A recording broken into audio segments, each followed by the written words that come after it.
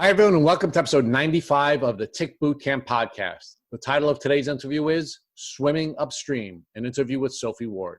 My name is Richard Johannesson. And I'm Matt Sabatello. Today's podcast guest is Sophie Ward. Sophie Ward is a 25-year-old podcaster, blogger, and travel agency owner from Northwest England. Ms. Ward was an elite swimmer training for the London Olympics when she first started to experience the symptoms of a tick disease.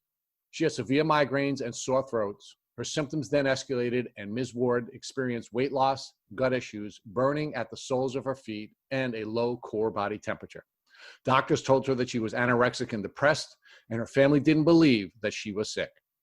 5 years and 12 doctors later, Ms. Ward finally received a Lyme disease diagnosis.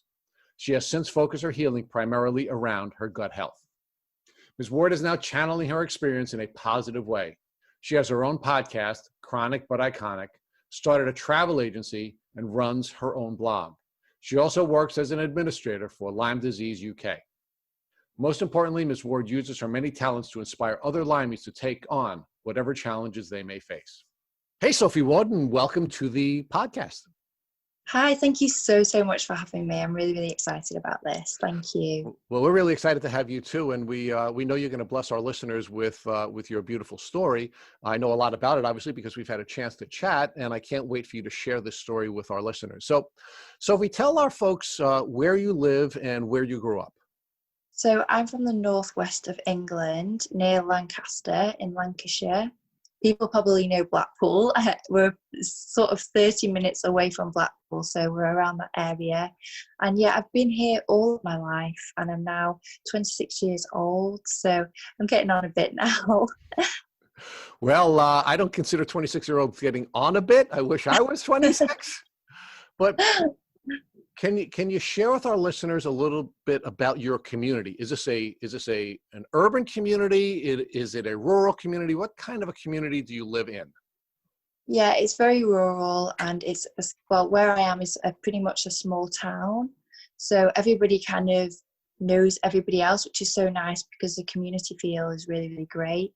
And we're very lucky, to be fair, to live in such a friendly place, but have the amazing views and fields all around us and things like that. And you will just wake up and the peaceful vibe I just love. I do love city life, but I don't think I could ever live in a city. Well, Sophie, let's talk about what your childhood was like. Did you spend a lot of time outdoors during your childhood? Not really. Obviously, I was a swimmer, so I spent a lot of time in a pool in a gym. Even when I was sort of going through my childhood stages at sort of 7, 8, I was always in the pool. When I was out with my brother sort of in the garden, we don't really get the best weather in England, and especially not in the northwest. It always rains, it's always windy because we're near the coast. So it's very rare that we're very outdoorsy people. We did used to have the odd barbecue in the summer, but we didn't really get the chance to go outside a lot because of the weather being so dire, really. So we did do a lot of our sport and a lot of our activities indoors. So let's talk about the activities you did participate in. You indicated that you were a swimmer, and I understand that you were a very good swimmer and you were training to hopefully join the Olympic team in 2012. Yes, swimming was my life, and that was a goal, to go to London 2012, and I was very blessed. I was on world class programme, and I was on the London 2012 programme, and I was 13 going on 14.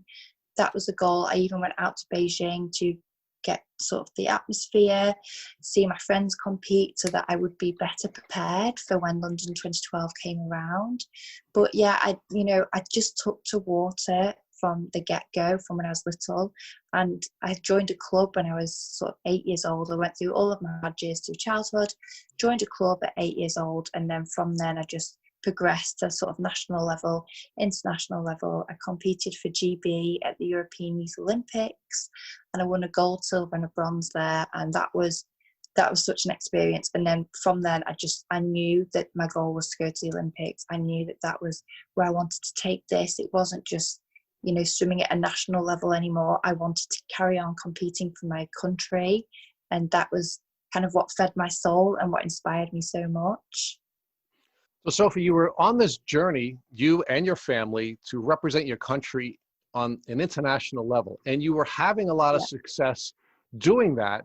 And then something happened. You started to begin to show the symptoms of what you now know to be a tick disease. Can you share with our listeners how your developing symptoms interfered with the successes that you were having in developing as an Olympic athlete? Yes, so it all sort of stemmed from actually going out to Beijing. I went out there to see my friends, like I was saying, compete and soak up the atmosphere. But for us, it's so far away that we would say, you know, don't just go for the Olympic Games, we'll do some sightseeing afterwards. So that's when we sort of started doing sightseeing. And within a couple of days, I started with a fever and I was put on antibiotics. 2 days, I seemed to be cleared up.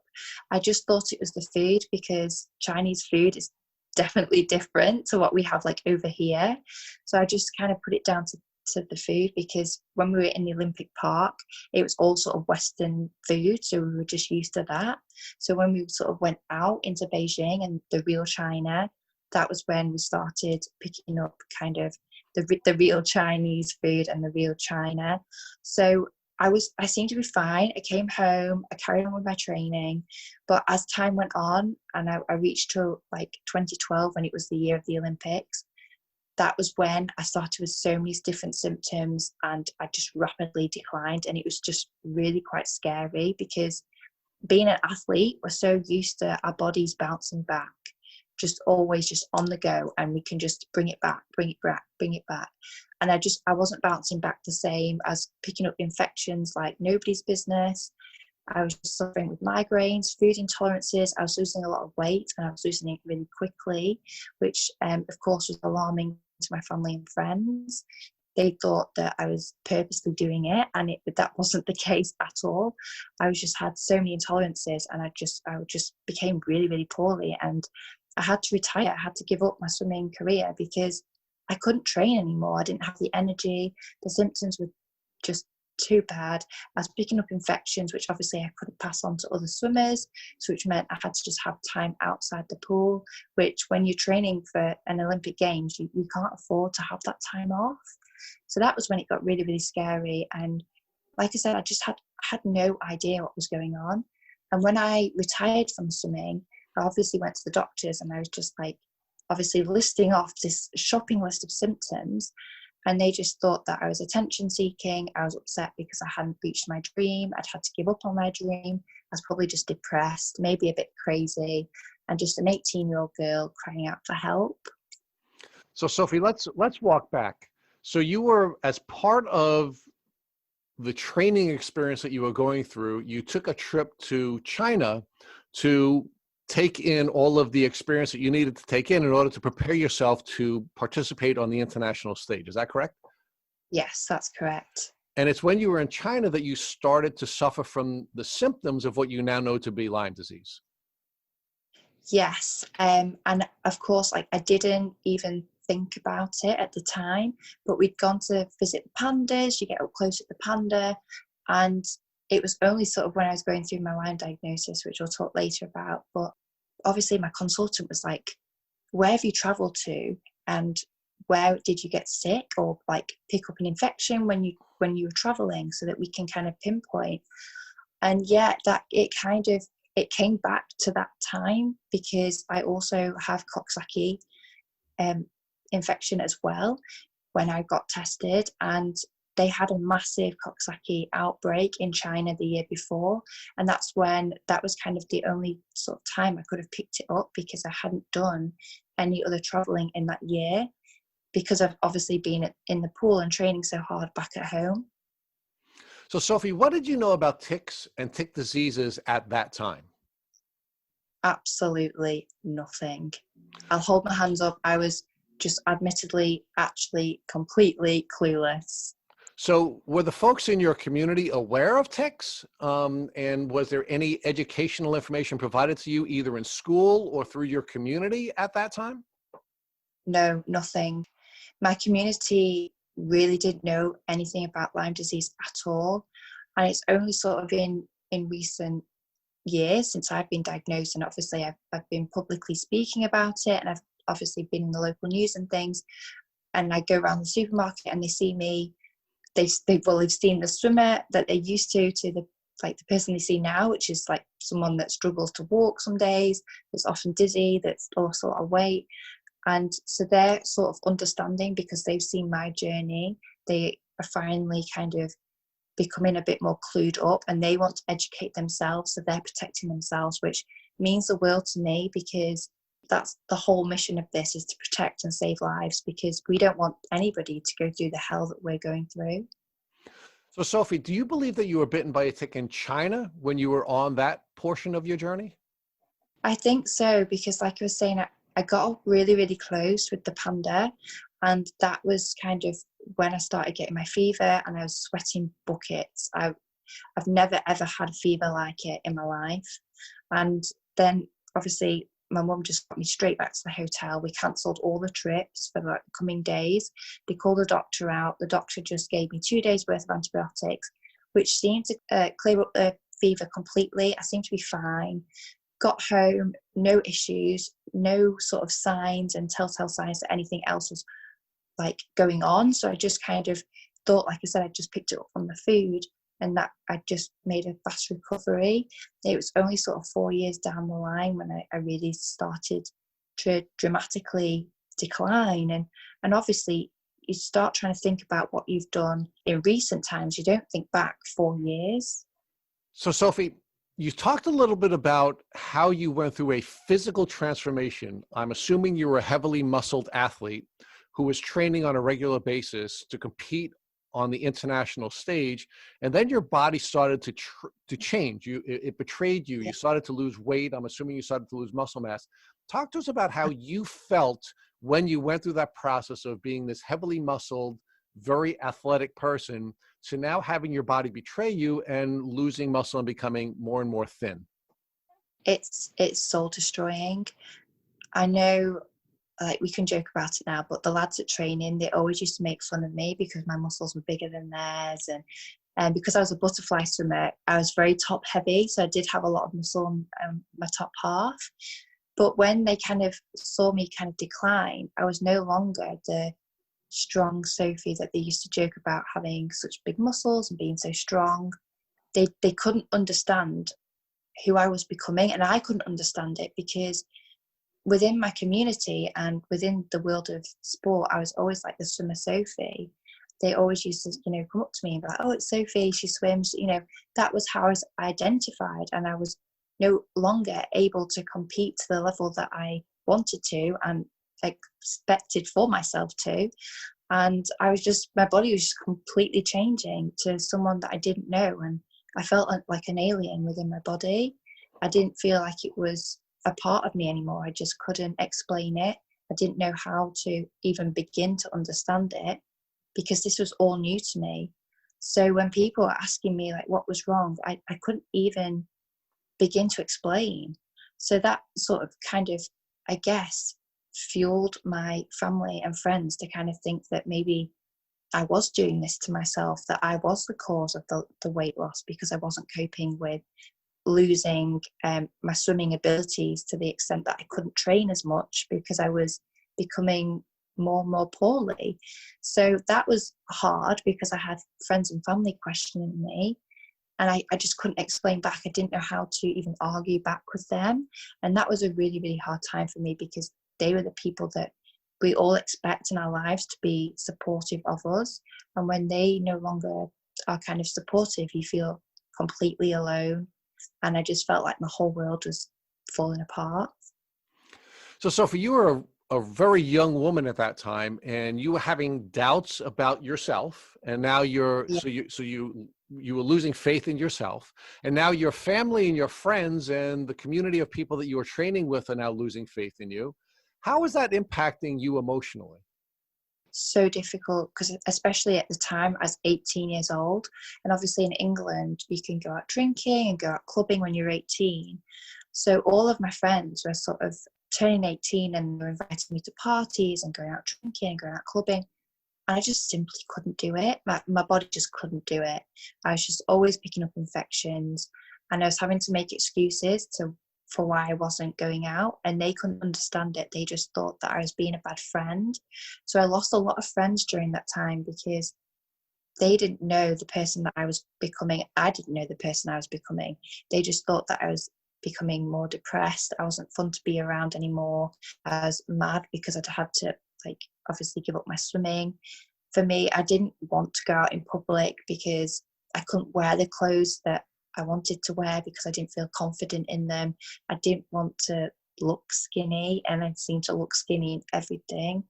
And at 18 years old, you should be in the prime, prime of your time and feeling confident and going out and enjoying yourself. And I just wasn't. And I just really began to isolate myself.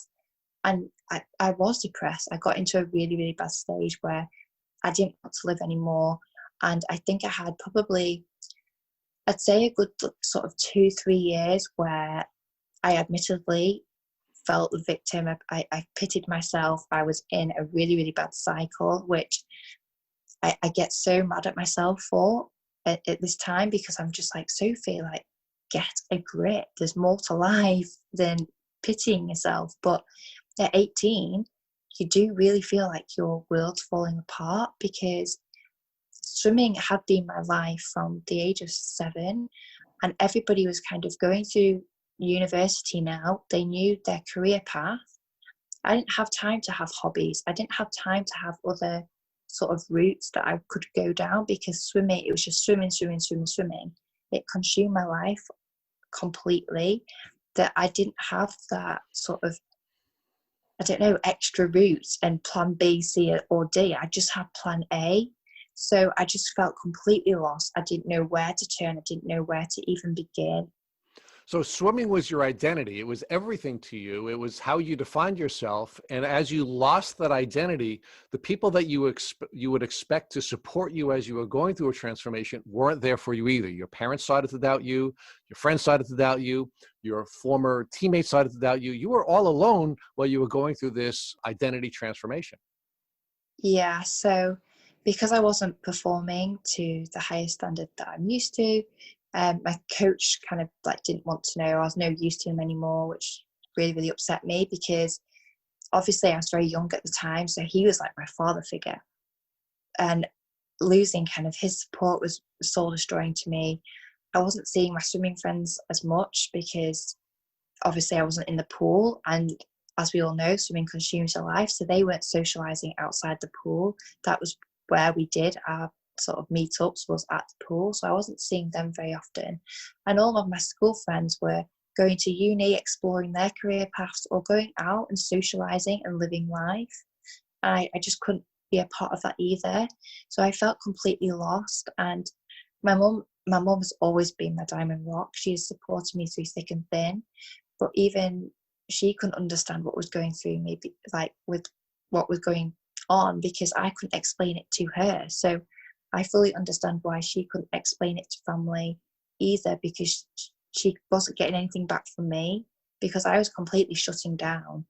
So that made it very hard. And she had like other family members on her back saying, you need to get Sophie sorted. What's wrong with her? Why has she had to give up swimming? Why is this happening? Why is that happening? And just as I couldn't explain to her, she couldn't explain to them. So I think she then started getting frustrated with the situation, which made her like sometimes have real like deep talks with me. And she was like, Sophie, what is going on? Are you sure you're not depressed? Are you sure this is not going on? Are you sure you're just not like upset about losing your swimming? And that upset me, because she's like my best friend and my diamond rock. So for her to be questioning me, I was just like, oh my gosh, like, I don't know myself, nobody knows me, and I was just completely at a loss. So now, Sophie, let's talk about your medical journey and how the symptoms developed and what doctors you were seeing to try to help you through this process. Because as you are going through your identity crisis, and as your family was starting to lose faith in you, and as your friends were losing faith in you, of course, everyone was looking for an explanation, and I'm assuming you weren't getting that explanation from the medical community. So talk to us about what doctors you went to as your symptoms developed, and what symptoms you were bringing to the doctors at the time that you were seeing them. Yeah, so my local GPs were so, like, they were just such hard work. obviously every time I was going in, I started sort of with water infection, sore throats and migraines from the get-go. And so I went in and they just thought it was like depression related, that maybe I wasn't like eating properly or drinking enough. They would just put me on medication to help with the depression, help with all of the pain that I was like suffering, and just put me on sort of antibiotics like nearly every week when I had a water infection. And it was getting silly. And they would then say like, oh, well, you know, give you permission to go and see a consultant and see what they have to say. And, you know, we were paying so much to see like private consultations and go to consultants because we weren't getting anything from the local doctors, which maybe I was feeling very, very guilty because none of us want our family to be paying out lots of money to go and see consultants to then not really get any answers back. And all the tests that they were doing, like on my bladder and on my stomach and on like scanning for my migraines to see if there was any tumours there or anything like that, they were all coming back clear. So there was no answers. There was no kind of, right, this is what it is. We can solve this with this protocol, that protocol. We can give you that medication. There was just nothing. And I was just left in the dark. So then we'd have to start again. So you go back to the GPs, the local doctors, and say, right, well, I've still got these symptoms. I've now actually got food intolerances on top, and I'm losing a lot of weight. I can't tolerate wheat, can't tolerate gluten. And they just look at you and see you as a girl and just think, you've got a problem here. And that's soul destroying, because I'm just like, I'm so used to being a strong athlete. Do you not think that this mentally is taking such a toll on me that I'm losing my physique that was so strong, and my mindset is now completely being destroyed by the symptoms that I'm going through because I can't get on top of them, and I'm so used to getting on top and bouncing back that I just found it really, really difficult. And I was just getting nowhere with the doctors. I was getting nowhere with consultants, and I was at my wit's end. And before I got my diagnosis, I remember my mum saying, she's just like, this is kind of the end of the road. You know, we've been going on for this now. It was literally like 5 years back to back, weekly going to see the doctors, weekly going to see consultants. And she's like, Sophie, like, I just don't know what else we can explore because we've literally explored everything. So Sophie, you were going to doctor after doctor after doctor, week after week after week, and you weren't getting a diagnosis, which of course now added to the doubt that your mother had. Even your mother, who you were calling your diamond rock, she was doubting you because the doctors were telling her there's nothing wrong with you. So you were going through this emotional transformation. You had lost your identity as an internationally ranked athlete. You'd lost your friends. Now even your mother is doubting you because the doctors are saying there's nothing wrong with her physically. She's just emotionally unhealthy, which on some level was true. You were emotionally unhealthy because you were going through this terrible transformation with no explanation, but it really was a symptom rather than what was wrong with you. Yes, definitely. And that's what makes it so difficult. So, Sophie, were you doubting yourself even more because the medical community was failing you and failing to give you a diagnosis?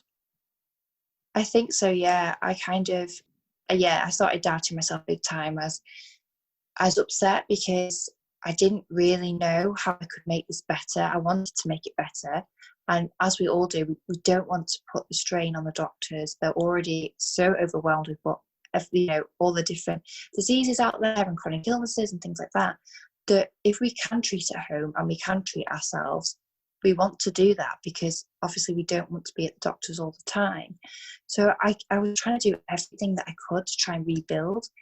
And for me, I couldn't seem to shake off these symptoms. So I started trying to look at my life and how I was going to rebuild my life from obviously giving up my career. I couldn't work a 9 to 5 because the symptoms were so severe and I was always poorly that no employer would employ me. So I was having to try and pick up skills like start baking, start cooking, just really try and broaden my horizon to see what I enjoyed and what my passions were. Because like I said, I hadn't in my childhood been able to explore these kind of things. I was trying to do that for myself, to see where I could go in life and where it was going to lead me, so that maybe I could start to rebuild in that way and hopefully try and solve it. But this wasn't helping at all. I still was having really, really bad symptoms and I couldn't explain them. And I couldn't deal with letting my family down. It was getting to the point where publicly people were saying, "Oh, Sophie, you're the swimmer." And I had to explain that I wasn't swimming anymore. I had to give up. I wasn't doing anything. I had these health problems. They saw me publicly decline. And that for my family was, they were obviously a bit embarrassed by me. So at that point, I thought, right, I need to move out because I can't deal with the expectations that they're putting on me, because I need to be able to hibernate because I can't cope with this. So it's basically, I moved out on my own and I used my house in a completely wrong way, in the fact that I used to just hibernate from the world. And then I used to work for my dad part-time.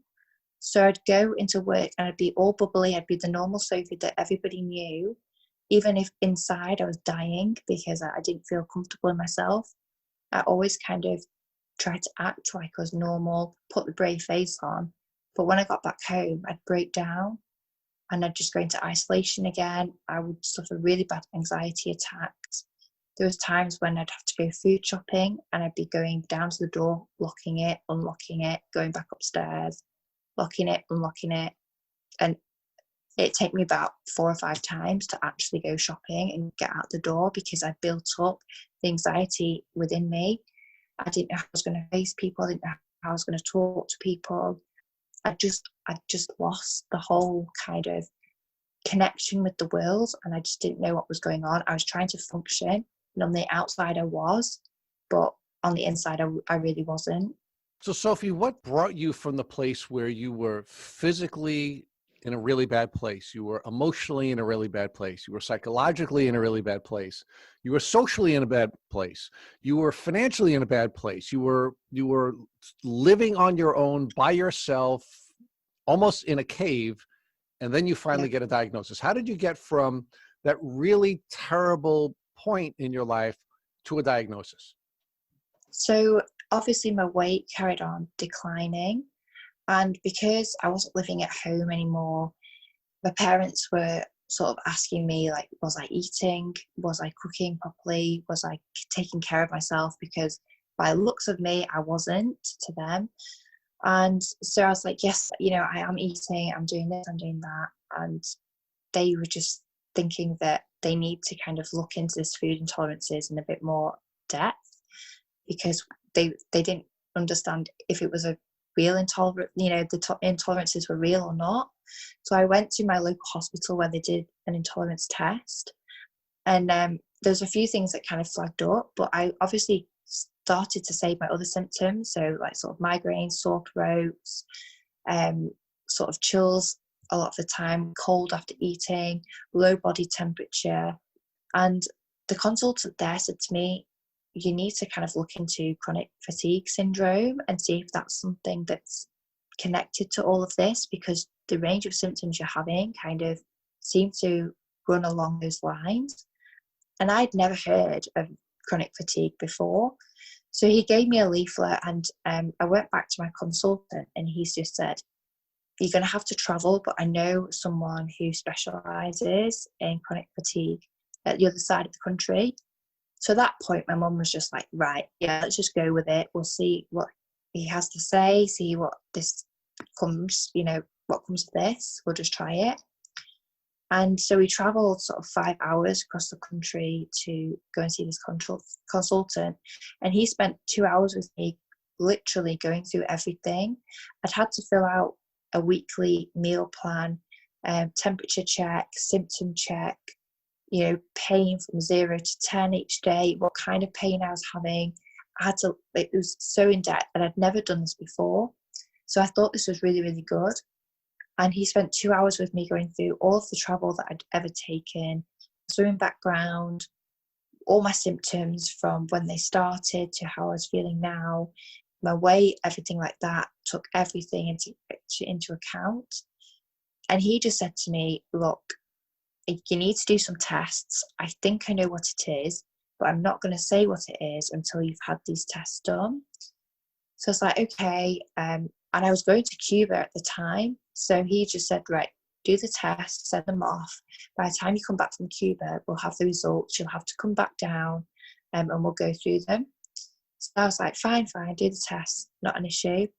So I did loads of bloods that were sent to Germany, Army labs. And I went to Cuba, came back, and on the train, I didn't know what to expect. I wasn't getting hopeful. I kind of thought that I'd probably be in the same position as I always am, and that they'd come back clear. There was going to have sort of no real insight into what was going on. But I was trying to just keep level-headed, and I was quite nervous because within me, I was kind of like, well, what if nothing does come back? What if nothing does show up? And what? Because this is literally the end of the line. So I went in, and he sat me down, and he just looked at me, and he just said, I don't know how you've managed to get here today. And I kind of like looked at my mum, and I was like, well, what do you mean? You know, like, I travel a lot, I try and be as physical as I can because I'm an athlete, you know, this is how I am. And he just said, you know, you're very, very weak and you're very, very poorly. And he went through my results saying, you know, I had Coxsackie attacking my heart, my pancreas, and then I had Lyme, and really, really strong positive Lyme as well. And I had never, ever heard of Lyme disease before. So I thought, great, like, just for a split second, I was like, great, I've got a diagnosis. We can deal with this, you know, treatment, get it done, get it sorted. I'll be back on track with no time. And he wasn't like, he didn't sort of go into depth about how serious Lyme disease is. He just kind of said what organs it was currently attacking, what kind of treatment process we needed to go through, which was antibiotics sort of to start it off. And again, I just thought, right, a few kind of weeks in hospital, antibiotics, I can do that, easy, not an issue. It was kind of only sort of when he turned to my mum and he just said, like, you know, it's attacking her heart, it's attacking all of her main organs. And my dad has heart disease, and he's lost 50% of his heart because of a heart attack. So I burst into tears, my mum burst into tears, because that was kind of like, oh my God. And she realised how serious it was, because obviously we nearly lost my dad only a few years prior to this. So that was hard on me as well, because for so many years I'd suffered with so many ridiculous, like a shopping list full of symptoms that I couldn't understand. I couldn't explain it to my mum. Everyone was downplaying it. I was just a drama queen. I was just depressed. And now it is coming to, it's really quite serious. So Sophie, let's talk about the diagnosis and the impact that it had on you in all the different areas that we had just talked about. So you finally get a diagnosis. How do you feel about all of the other doctors you had seen before who weren't able to give you a diagnosis? And why do you think they failed at getting you to a point where you had a diagnosis? At first, I was like, okay, because my consultant said, right, you need to go back to your local doctors because you need weekly bloods so that we can monitor your immune system and we can monitor all of your sort of organs so we know where we're at. So I said, like, fine, not a problem. So, of course, I went back to my doctors and they hadn't seen me for a few years and they couldn't believe it, the amount of weight that I lost. And I presented them with my Armin lab results, and they basically told me they had been done abroad, they were false, they were fake.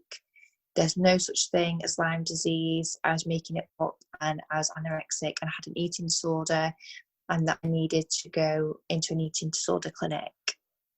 And that was just, I was so mad, because I just felt like I'd, you know, for 5 years, I'd gone in time and time again with different symptoms and saying that I was really upset. I was getting more and more symptoms. I was losing more and more weight, and they did nothing. And now I obviously seen a consultant, got results, had tests done abroad. They just didn't know, because I don't think they really knew what Lyme disease was either. And I think what's sad about the medical community is if they feel like they can't like give you medication, or they don't have an answer, they don't want to know. They shut you down and they call you crazy and push it back on you. And that is not the way it should be. But I was basically told that I was crazy, and they tried to section me at that point.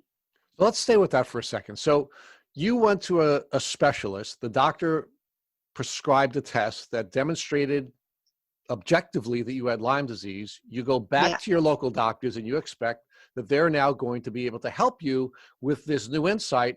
But rather than help you with this new insight, what they said was, you're still crazy. You're suffering from a psychological disorder that's presenting as anorexia, and we still believe that you're crazy. Yeah. How'd that make you feel? How did that make you feel when you had this hope that you now had a diagnosis that was going to result in you getting better, and you were being, again, mistreated by your local doctors? They basically said to me, right, you need to see a nutritionist. So I was like, okay, perfect, I'll do that, not an issue. At this point, I was pretty much plant-based anyway, because it was just how I used to be able to eat that wasn't affecting me or heightening any of the reactions. So I thought that I was sort of eating a balanced diet, and being a swimmer, I did used to eat quite a lot of carbs, so I thought that was the right way of eating. And I'd seen a lot of nutritionists in the past when I started with the intolerances and started losing weight, and they'd all said to me that I have a balanced diet. My diet was really, really good. So I wasn't like fazed by this. I just thought, okay, perfect, I'll just do this, keep them happy. And basically, I was like joked into like seeing a nutritionist that actually turned out to be a psychiatrist. And he was basically there to prove that I was crazy and to section me right there and then. And it was supposed to be a half-an-hour appointment, and I was in there for 2 hours. And at the end, he said to me, he said, I can't say that you're crazy, because your mind is completely there and you know exactly what you're talking about. You're eating, you're doing this, you're doing that. You're fully aware of what's going on. So I can't section you.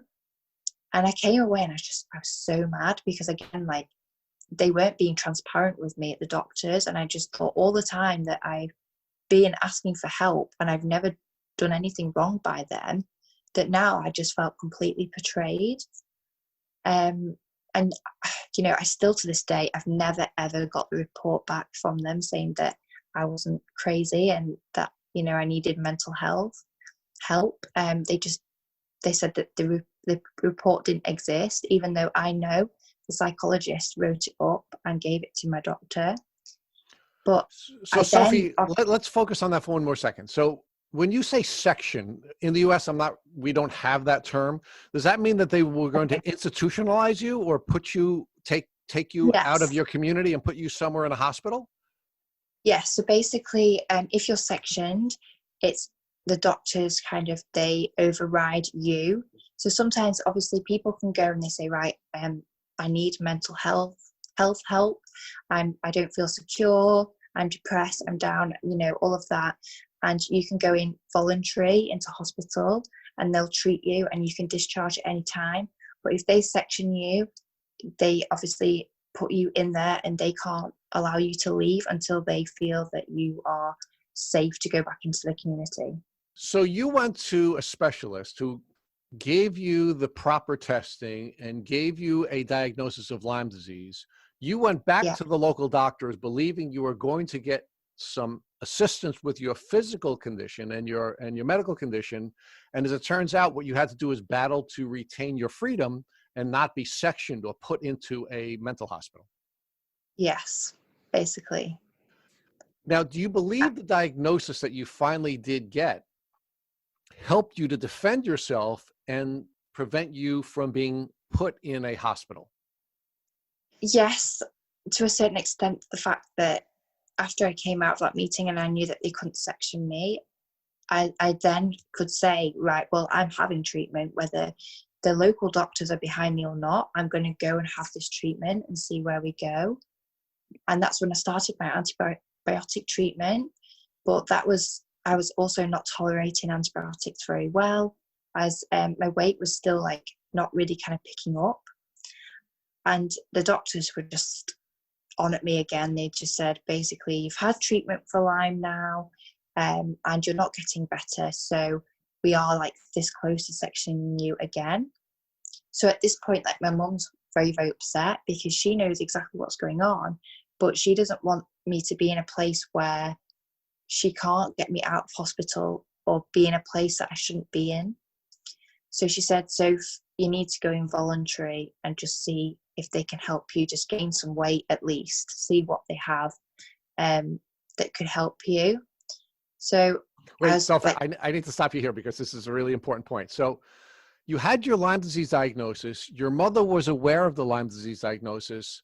Your mother recognized that you were now in a place where you needed to be treated differently because you had Lyme disease, and she encouraged you to go into a voluntary institutionalization?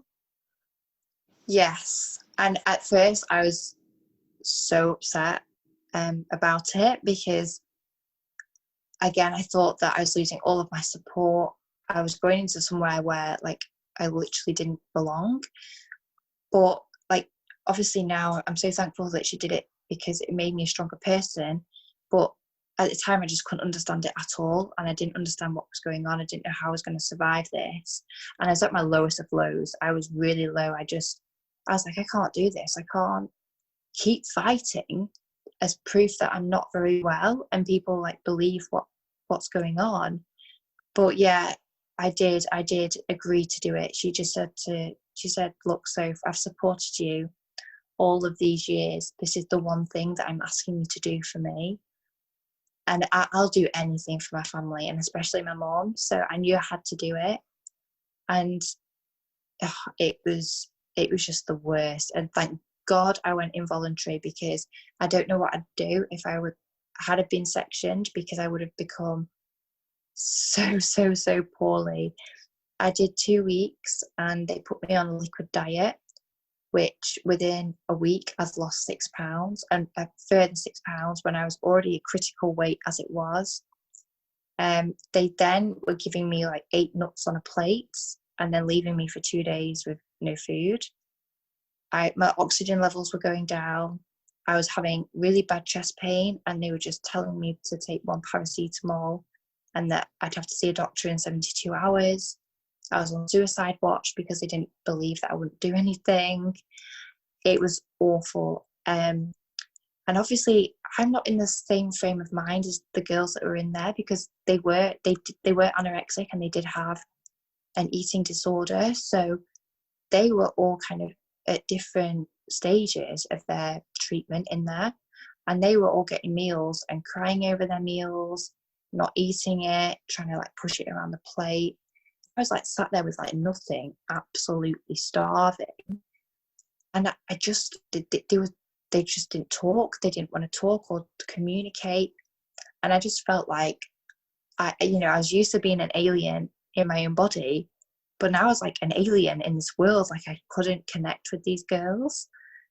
And I was kind of lucky because towards the end, the staff really kind of got to know me and knew me as a person. So they enjoyed coming to sit on my table because I was the only one that would kind of speak and be like bubbly and be upbeat, whereas all the other girls were kind of crying and things like that.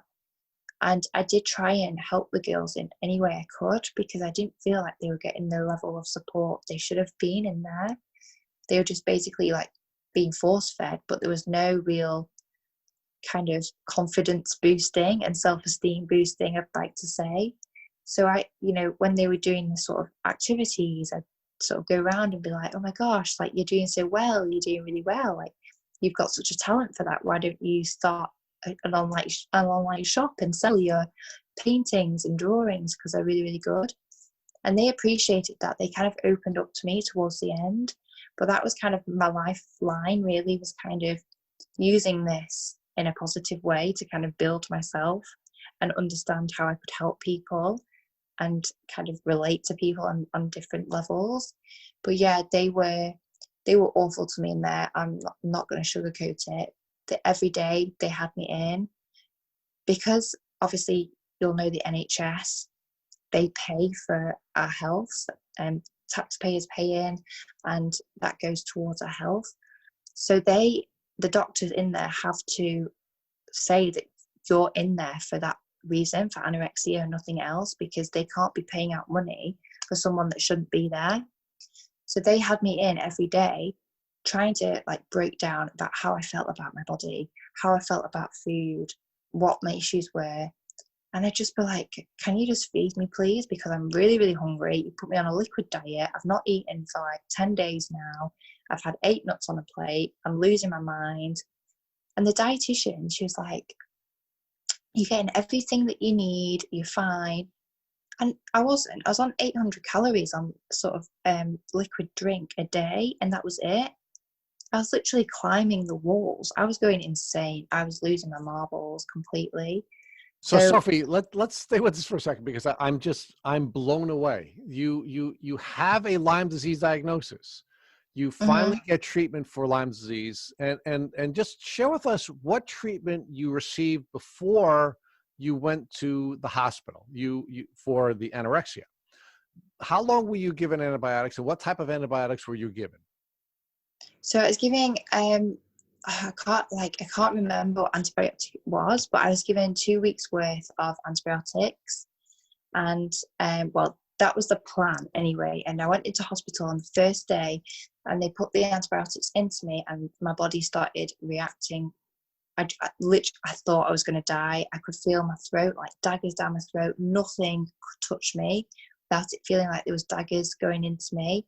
And they literally had to turn off the antibiotic IV, flush it out my system, and it took about 3 hours to kind of stabilize me back again. So that at that point, they just said that my body was too weak. They were going to have to give me sort of vitamin C, liver flushes, vitamin D, and antivirals instead, because I couldn't tolerate the antibiotics, because my body was obviously so overrun with infections that it was just going into shock. And that really scared my mum as well, because she'd gone out to get a sandwich, go and get a lunch, had left me all hooked up. I was fine. Came back, the alarm's going, like I was in so much pain. I was crying, I was screaming out in pain, thinking I was going to die. And for me, like, I've got a high pain threshold. So for me to be like creating like that, she just had never seen me in that way. So she was like panicking. And that was really, really scary. But I did 2 weeks worth of that. And then I came home and they said, look, you're going to have to treat orally, because your body is quite weak and you're not used to such intense treatments, because you've got a lot going on in your body. So I started with keeping on a plant-based diet. That was suggested that I stay keeping fresh, like don't start adding toxins in that can aggravate the body. Really eat fresh and clean. Try and take sort of vitamins, vitamin C, vitamin D, magnesium, magnesium, those kind of things, just to add those into the diet. Bloods every week to make sure that my immune system was relatively okay, and just to monitor it, and my organs were okay as well. And I did that for sort of 4 months before going into hospital. So did the antibiotics and then the alternative treatments that you used between when you got your diagnosis and when you went to the hospital help you at all? No, not really. The vitamins weren't boosting my immune system like they should be. I don't know if it's the same in the US, but basically your white blood cell count should be between 4 and 11 point. And mine's normally like 2.6, which is quite low. So the aim of the game was to literally kind of boost that, so that I could fight off any infections that I was kind of having on top of my Lyme disease. Because like I was saying, I was having recurring water infections, throat infections, things like that were just added pressure. So the whole point of the whole sort of taking extra vitamins was to boost those white blood cell count right up to kind of normal level, so that I was kind of being able to fight those off better. But it just wasn't sort of moving from that 2-point mark. So you had about 4 weeks of treatment before you went into the hospital, and you believe that although the doctors seem to identify the importance of boosting your immune system so that you can fight off both the Lyme disease and the opportunistic illnesses that were taking off in your body, they really didn't successfully aid you in that. You then went into the hospital, and for how long were you in the hospital dealing with the anorexia diagnosis? 2 weeks before, well, after week 1, and I'd lost weight. Obviously, my mum was really mad because she'd put me in there expecting me to gain weight and feel better. And because it was having a really, really bad effect, and it wasn't just like 1 or 2 pounds, it was 6 pounds, which is like half a stone in just a week. So she was panicking because I was already at a critical low weight as it was.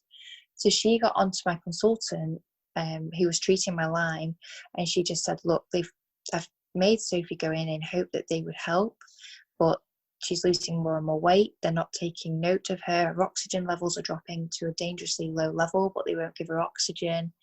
Her temperature's going through the roof because they can't modify it. They're feeding her sugar, and it's sending her blood sugar up and down because, as we all know, Lyme feeds on sugar. So they were giving me sugary things, and it was going like shooting up, and then they couldn't understand why it was dropping so low so quickly, but it was because I had so many infections feeding on the sugar. So they couldn't understand that. So that was not really helping because they just kept giving me sugary things. So it was actually making it worse. So you're now being treated for a disease you didn't have, and because you were being treated for a disease you didn't have, it was making the disease that you did have worse. Yes. So my consultant said to my mum, he just turned around and said, she needs to come out. She needs to come out now. So at that point, I'd been in there 2 weeks, and my mum said, I'm coming to get you. Pack all your stuff up. Don't say anything to the doctors. We're discharging you. I'm saying that your consultant down south has said that this is not helping you. You've lost more and more weight, and you've been on a liquid diet now for 10 days and not feeding you properly. And that was the whole point of this, that they were supposed to be feeding you because they didn't believe that you ate. And, you know, you're not getting any better.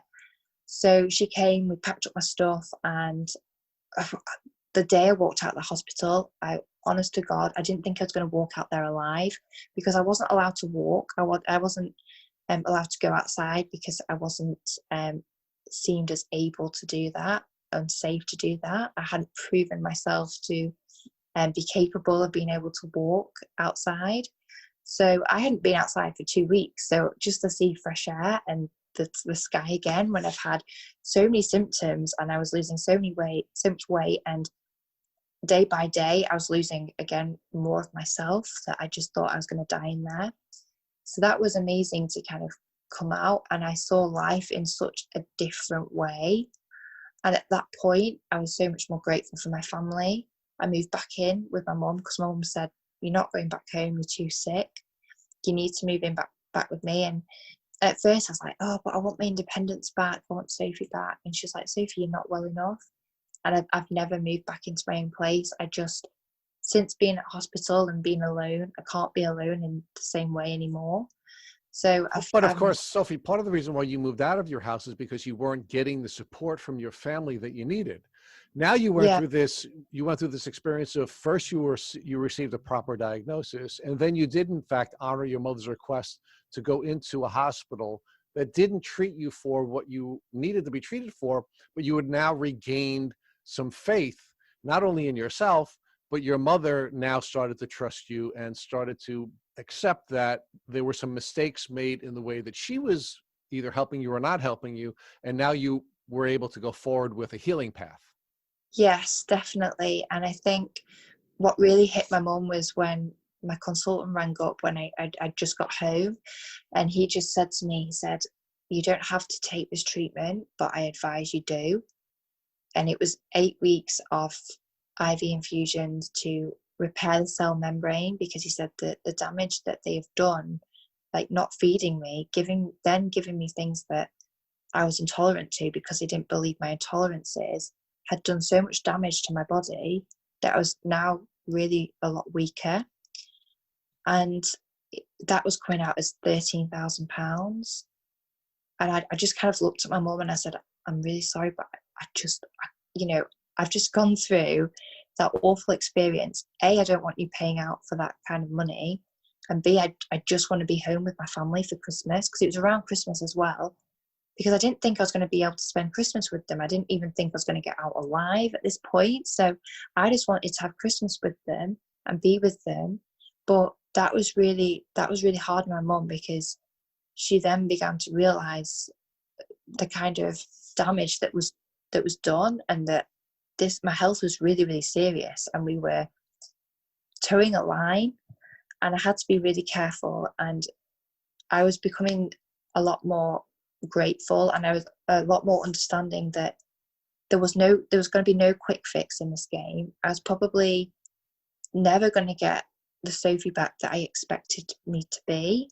I had to adapt and adjust to the body that I was now in. I had to adapt to the life that I was now living, and I had to make the best of it, because if I didn't, I was just going to live in regret, and I couldn't play the self-pity anymore, because that was just adding fuel to the fire when it came to my depression. I had to be influential. I had to be empowered, empowering other people and empowering myself along the journey. And it took me a long time, but that's when I started working on myself. And I'd cry behind so many doors before I'd go out in public. But in public, I'd always put a face on, and I'd always put a brave face on it. And people then began to kind of appreciate how strong I was.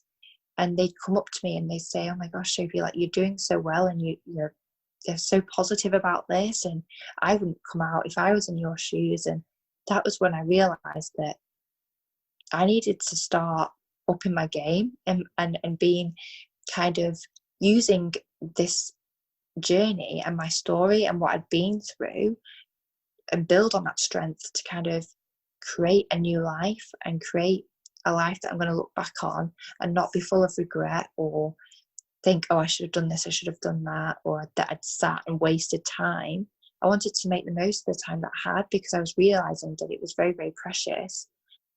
And never do you think in your 20s that you're going to be faced with this, or that your time is pretty limited, because a lot of your friends and other family members are living life in the fast lane. They're starting their careers, they're earning a great wage, they're buying houses, they're getting married, they're having children, and you feel like completely way behind, and you don't know how to find yourself. So that was kind of when I had to really dig deep and start building myself up and learning this whole situation. So, Sophie, did you ultimately take the treatment that your specialist had recommended? You said that it was going to cost £13,000. Did you undergo that treatment? No, I never underwent that treatment. I check in with him every 3 months, and he tries to treat me at home, because he fully understands that it's a long sort of travel time for me to get down there. And he always says to me, he's like, "Your body's too weak. I don't want you doing travel unless it's really, really necessary." And he knows the effect that antibiotics have on me. So he tries not to treat with antibiotics. He tries to use herbal treatments. Now, last year, I started with really, really bad gut problems, which I'm still ongoing with. And I was talking him through my symptoms, and he just said, "We need you to go on antiviral IVs, because we think that you've got viruses attacking your brain, your gut, and your heart right now through your vagus nerve." So I had to go through antivirals, and I did a week of antiviral treatment, inpatient treatment, and that was hard. It was very, very difficult. And again, it had to be slowed down, because my kidneys started to struggle. And I went to see him a few weeks after to see how I'd progressed and see how the treatment had gone. And he said that I needed more, really, but my throat had completely closed up, and the symptoms that I was going through, my body was reacting that I was too weak at that time to have more antivirals. So I kind of put a pause on that, and he wanted me to go back to my local doctors and try and have more investigation and more scans into my gut issues, which is where I'm at now, and that's ongoing at present. Sophie, can you share with us what treatments you've undergone and how effective they were for you, and which you would and would not recommend to other people who are on a Lyme disease journey?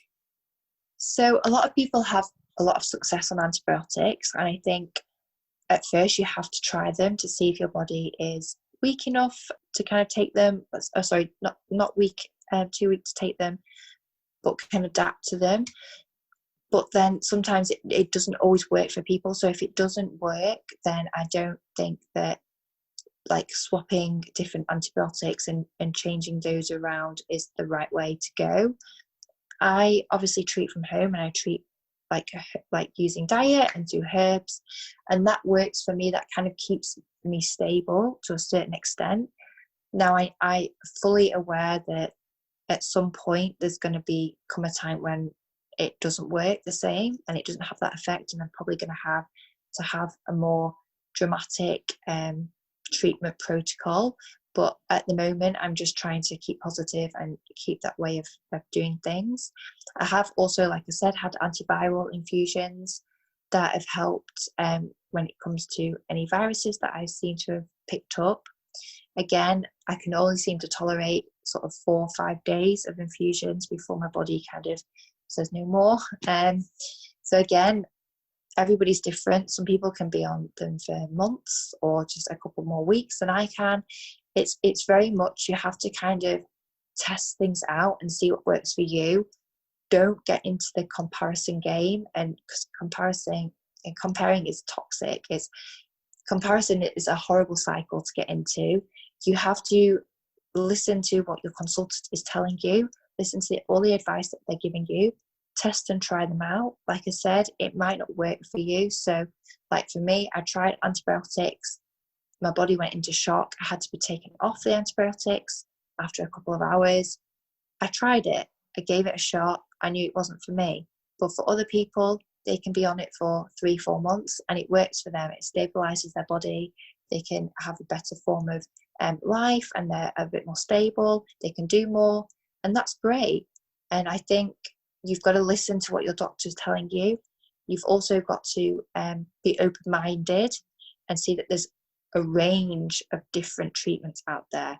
We're not lucky enough yet to have a sort of one effective treatment that works for everybody. It is a bit like a Russian roulette game. You have to try.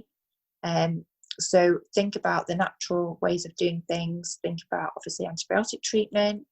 I've had vitamins through an IV drip when I've really needed them, when my body's needed a boost like instantly, and that's really, really helped. That's helped just give me that energy back to fight any infections that I was going through.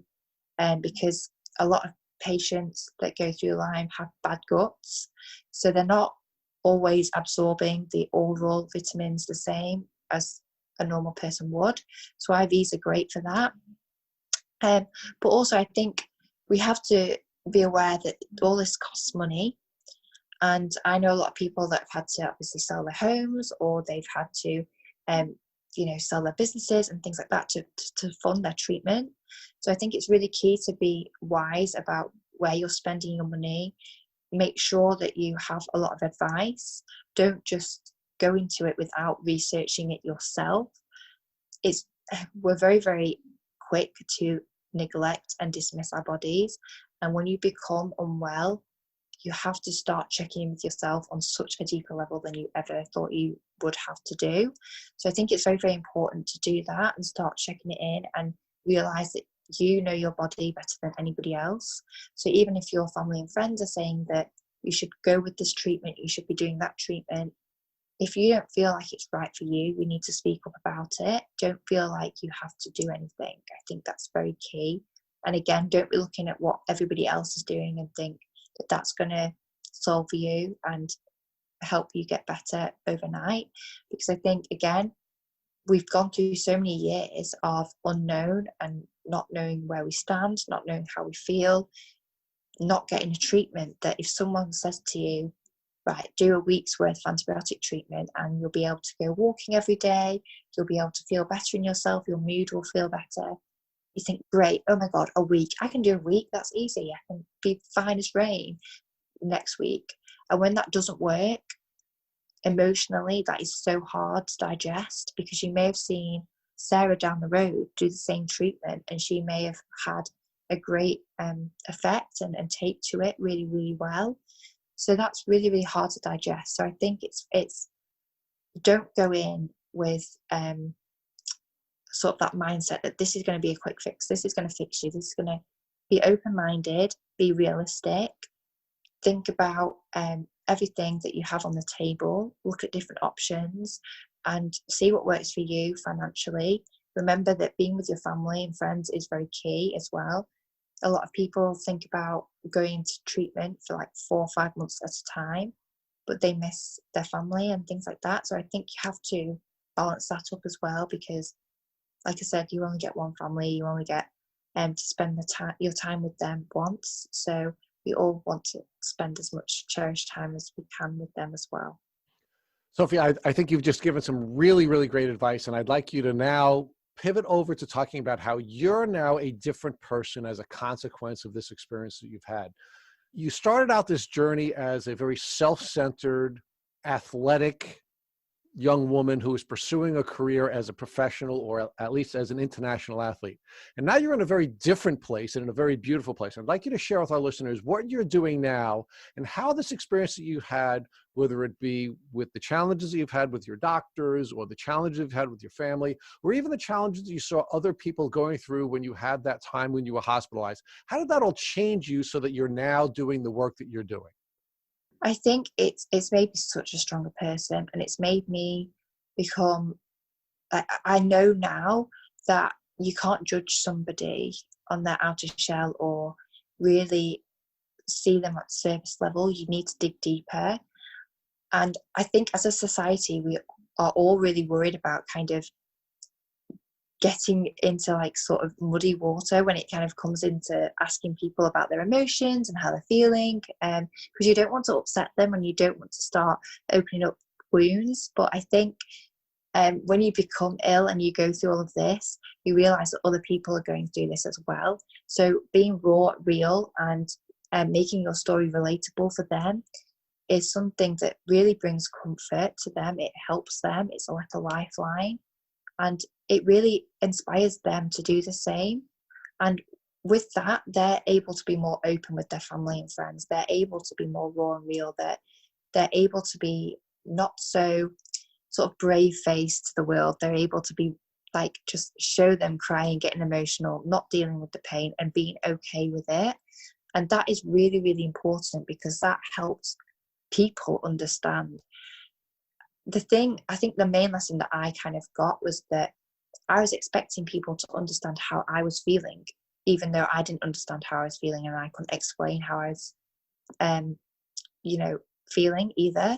And you can't expect someone to understand if you're not willing to try and allow them to understand. So you've got to give them the skills and the tools to kind of be able to do that, to have their support. So I think that's really key. And I think, I went through that period where I really closed off. I really isolated myself. And I know now, because that was a dark place and I never ever want to get back there. I've learned from that. And I know that being open, being realistic, talking to my friends and family, not just shutting them off, actually telling them the truth. If I don't feel well, I'm upfront about it. I don't just say, oh, I'm fine. I'll be fine in a minute. I just need a second. Because reality is, I don't need a second. I probably need a week's rest. So I think being realistic with them, they appreciate that more as well. But I think it's empowering to other people, because they see you be positive. They see you dealing with things. They see how your friends and family get behind you and support you when you're open. And that gives them confidence to be open and supportive as well. And that's where I really wanted to channel my energy, because I really wanted to start helping soothe the hearts that were sort of hurting so badly from this disease and from chronic illness in general, because it's hard. It's very, very hard. It really is. And every day is unpredictable. It's a roller coaster. We go through a roller coaster of emotions, a roller coaster of physical symptoms, and it's hard to adjust to. And like I was saying, a lot of people that have the chronic illness were high flyers. They were very successful people before this. And it's a lot to go from 100 to 0, literally in a space of a couple of months. It's an adjustment. It's very, very hard. Let's talk about how you're bringing these lessons to other people who are suffering from chronic illness, who have not had the experiences you've had. You have a beautiful Instagram page where you're being very open about your journey and sharing your journey with other people. You have a podcast, and you also have a business where you're assisting people who need to travel in the face of their chronic illness. So can you talk about all the different tools you're using to reach out to the world and share your life lessons? Yeah, so I use Instagram as kind of like a personal documentation of like my journey and my story, but I also want to be really positive on there and uplifting, and give people tools to begin thinking about maybe areas of their life they may have not considered. So things like gratitude, things like creating kind of getting creative with skills and hobbies, trying to take up new things that can be like mindful for calming themselves, just things like that that we can easily adapt into our lives that can be really change, like life changing. So I love using my Instagram for that sort of side of things. My podcast, I love using just like this podcast to share stories, because people relate to stories, people find comfort in them, and that's where they gain their lessons. They go back, they take notes, and they adapt those lessons that they take from the podcast into their own life and start building. And that's really great to see. And I love like hearing back from people say that they've listened to someone's story, they found it inspirational, they think that they're going to go in this direction in their life now, or they're going to create this skill and expand their skill set. And that's really great to hear. So I gain a lot of inspiration from that as well. And then with my travel business, I love travel and it's a big passion of mine. And the whole becoming ill really put a kind of halt onto it. And for a lot of years, I didn't do a lot of traveling, and mainly because I wasn't well enough, but also because I didn't want to lose another passion. I'd lost swimming, and that had been soul destroying, and I'd seen how badly it affected me that I didn't want to go through that again.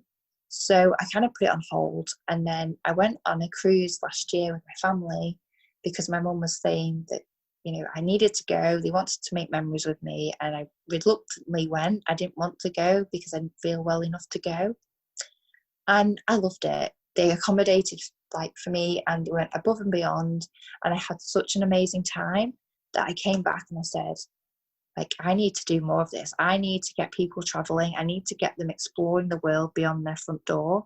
There's more to life than being housebound, being bedridden.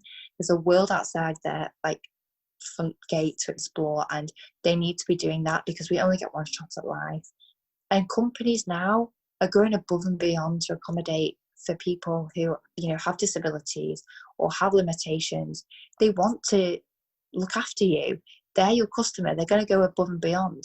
So nothing is too much trouble. And that's what I really wanted to learn. I wanted to learn more about these companies so that I could promote them, and I could get people booking their travel dreams, and making them a reality so that they were living a little bit more and they got that sense of life back. Because as we all know, with chronic illness, we feel like we lose ourselves, we lose our lives, and we lose control. And I just wanted to give people control back in sort of giving them the tools over my podcast and through my Instagram, with kind of building up their skill sets, getting creative with hobbies, seeing life in a positive way, but then also getting them out exploring the world with my travel business.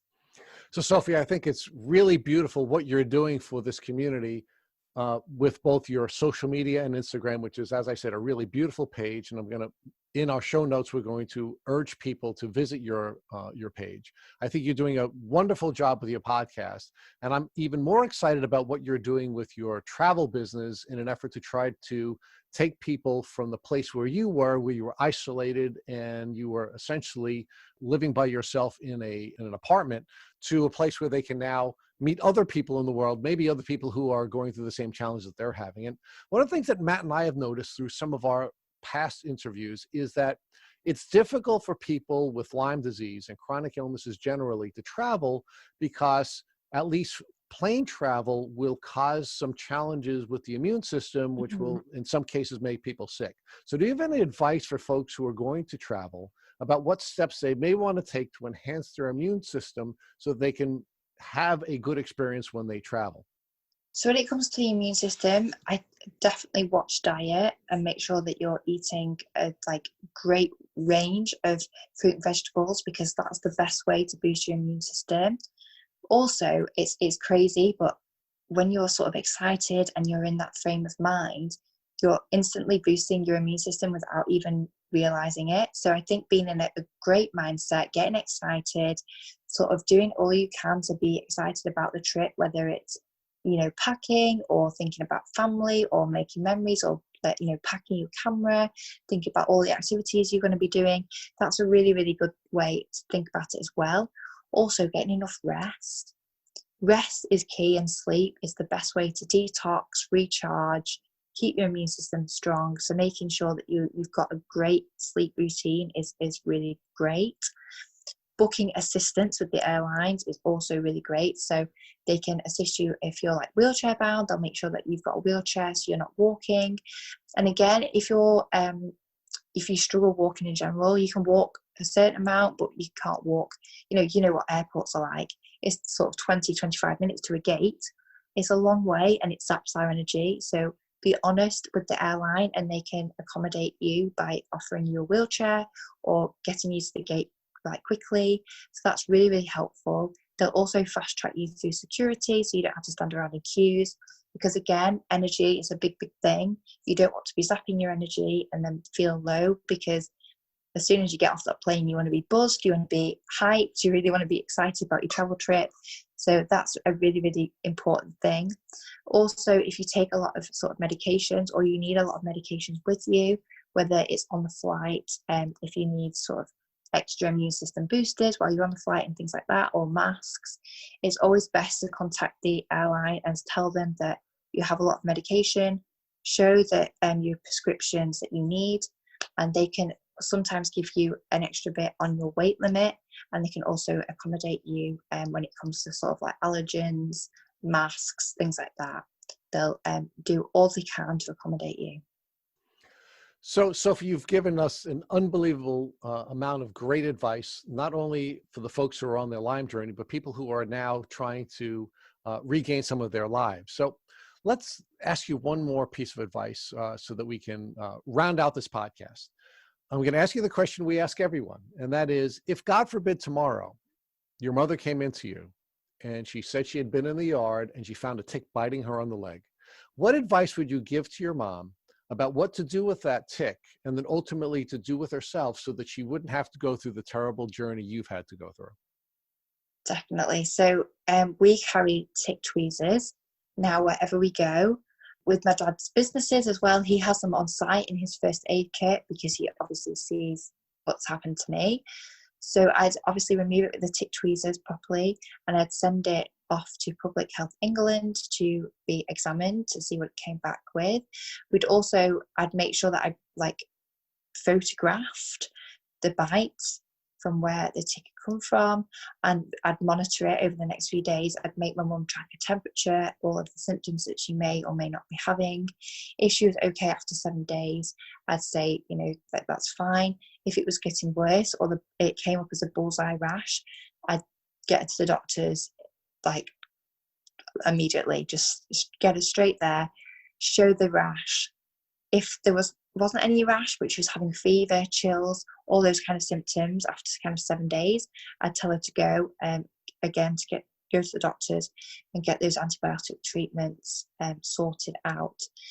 Like I said, some people don't always have the sort of symptoms or the telltale bullseye rash. Only 50% actually get the bullseye rash. So sometimes it's very difficult, because especially with children, they can be picking up infections all the time. So if they're coming to you with a fever-like sort of symptom, you may just think they've got fever, give them some like Calpol or like painkillers to relieve it.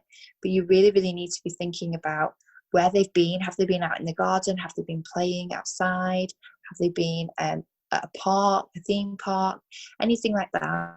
Just think back, and I'd just go to the doctors and play safe and just say, look, my child or a loved one, they were doing this, that and the other. They were at a barbecue, they were out having a picnic, they've been having these symptoms. Could it be Lyme? Can I be put on antibiotics or be tested? Because I just want to make sure that I'm all clear, because I've had a loved one of mine go through Lyme disease and it's awful, and I've seen them deteriorate, and I don't want that for myself or my loved one either. Thank you for listening to the Tick Bootcamp interview with Sophie Ward. To our listeners, we have a call to action. First, if you'd like to learn more about Sophie Ward, please visit her Instagram page at Sophie's Wardy. Second, if you enjoyed this episode of the Tick Bootcamp podcast, please share it with your friends by using the social media buttons you see at the bottom of the post. Third, we here at Tick Bootcamp have created a Tick by Blueprint that has been inspired by the information that has been shared with us by past podcast guests. We urge you to visit our website at www.tickbootcamp.com to view the blueprint. We would appreciate it if you would contact us with any suggestions you have for improvements. Fourth, don't forget to subscribe to this podcast on iTunes, Google Play Music, or Spotify to get your automatic episode updates of our Tick Bootcamp podcast. And finally, we thank you, our listeners, for your comments on our past podcast episodes. Please take a minute to leave us an honest review on iTunes, on Instagram, or on our website. We make it a point to read every single one of the reviews we get. Thank you for listening.